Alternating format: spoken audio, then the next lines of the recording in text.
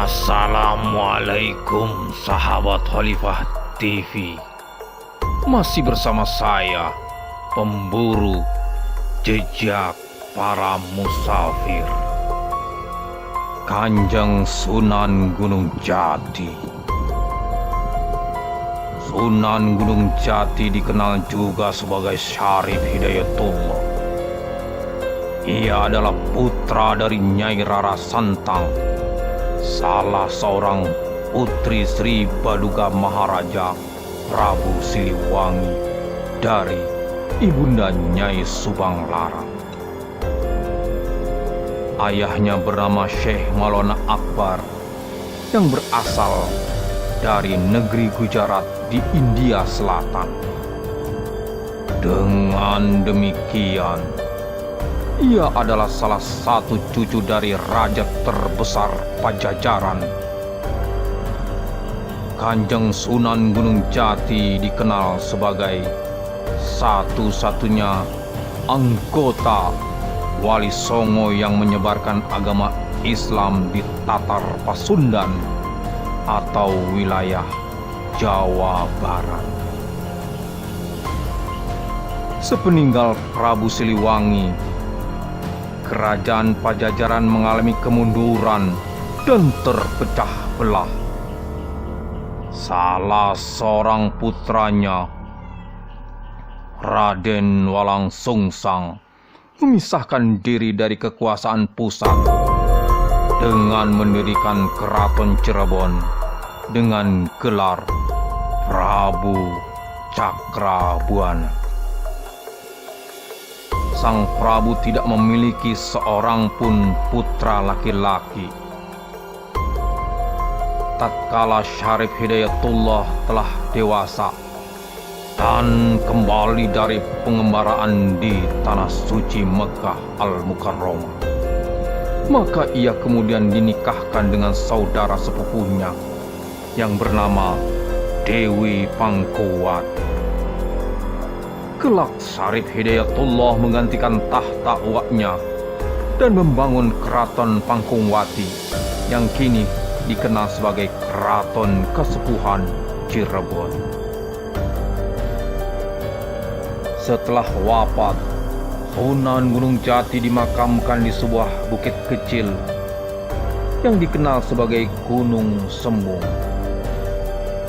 Kompleks pemakaman ini berada di lintasan Jalan Cirebon Indramayu, kurang lebih berjarak 4 km dari pusat kota Cirebon ke arah utara.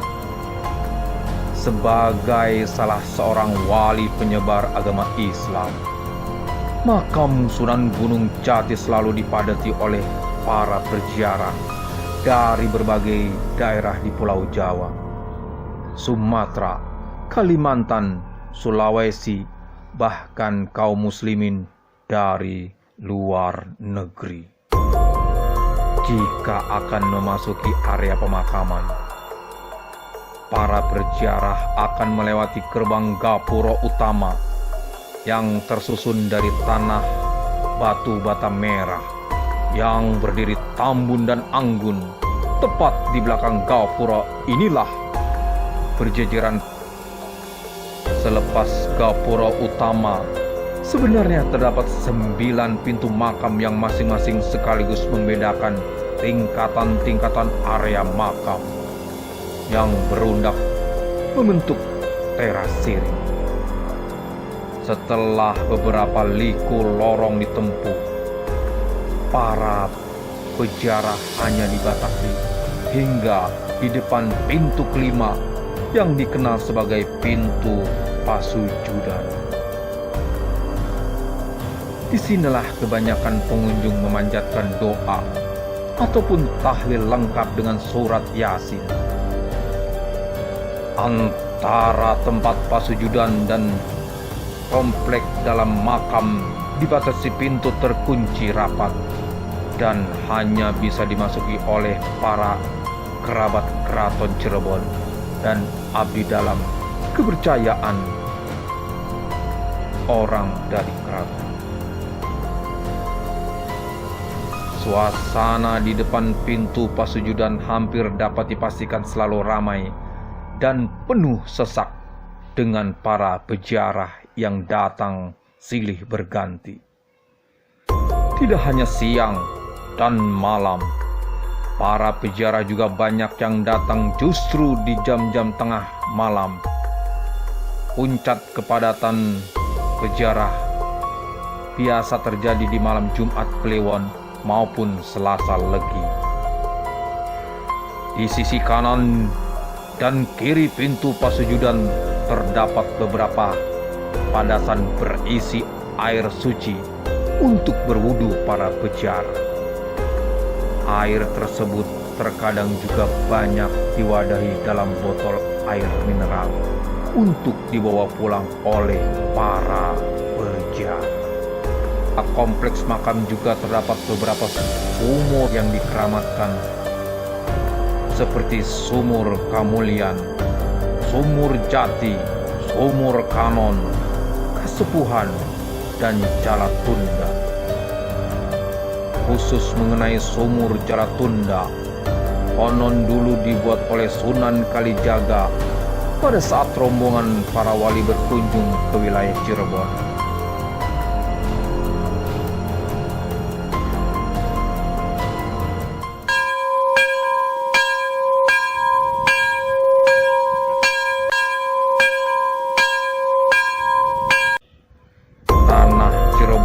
Dari dulu dikenal tandus dan sangat sulit untuk menentukan sumber air tawar.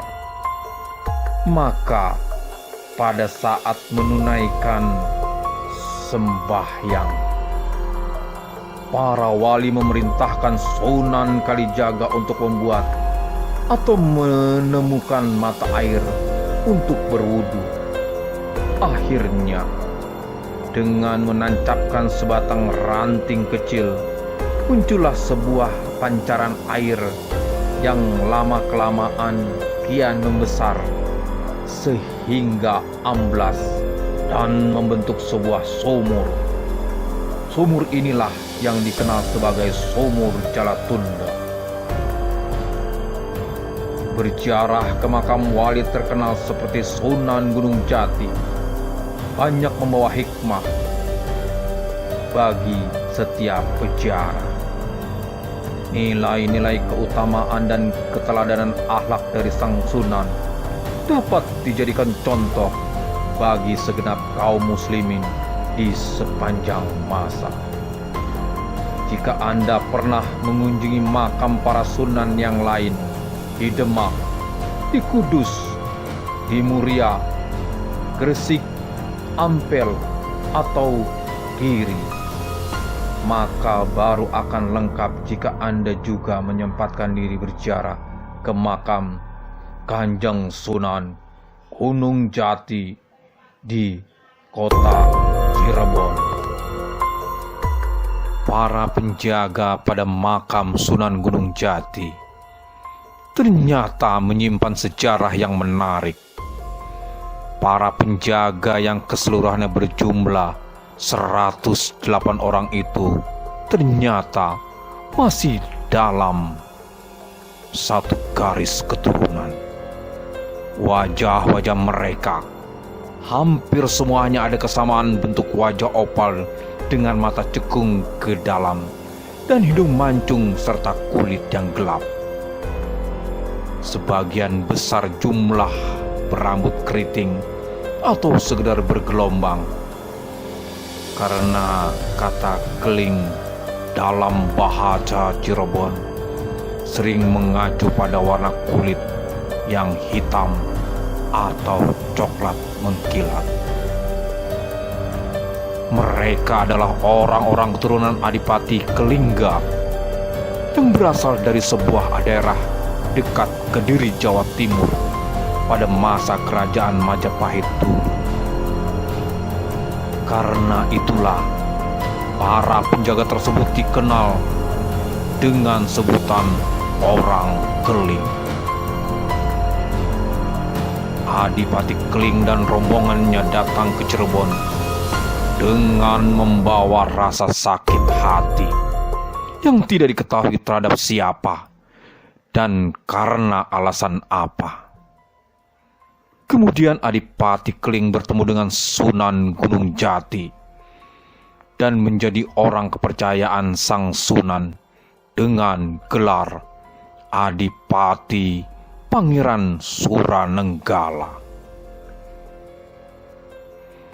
Sebagai rasa terima kasih sang Adipati kepada Sunan Gunung Jati, ia pun bersumpah akan membaktikan dirinya hingga 7 turunan kepada Sunan Gunung Jati.